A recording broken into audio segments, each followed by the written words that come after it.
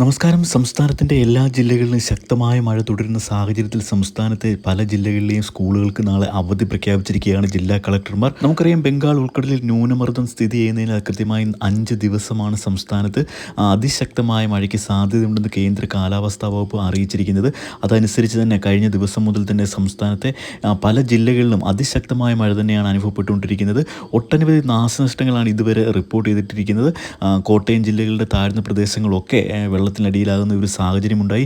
ആലുവ ശിവക്ഷേത്രം വെള്ളത്തിൽ മുങ്ങുന്ന ഒരു സാഹചര്യം ഉണ്ടായിട്ടുണ്ട്. ശക്തമായ മഴയുടെ പശ്ചാത്തലത്തിൽ കോഴിക്കോട്, വയനാട്, ഇടുക്കി, പാലക്കാട്, ആലപ്പുഴ ജില്ലകളിലെ വിദ്യാഭ്യാസ സ്ഥാപനങ്ങൾക്കാണ് നാളെ കളക്ടർമാർ അവധി പ്രഖ്യാപിച്ചിരിക്കുന്നത്. ഈ ജില്ലകളിൽ പ്രൊഫഷണൽ കോളേജുകൾ ഉൾപ്പെടെയുള്ള എല്ലാ വിദ്യാഭ്യാസ സ്ഥാപനങ്ങൾക്കും അവധിയായിരിക്കുമെന്നാണ് അറിയിപ്പ് വന്നിരിക്കുന്നത്. ഇപ്പോൾ സംസ്ഥാനത്ത് കനത്ത മഴയോടൊപ്പം കാറ്റും ശക്തമാകാനുള്ള സാധ്യതയും കേന്ദ്ര കാലാവസ്ഥാ വകുപ്പ് അറിയിച്ചിട്ടുണ്ട്. തീരദേശങ്ങളിലുള്ളവരൊക്കെ ജാഗ്രത പാലിക്കണം.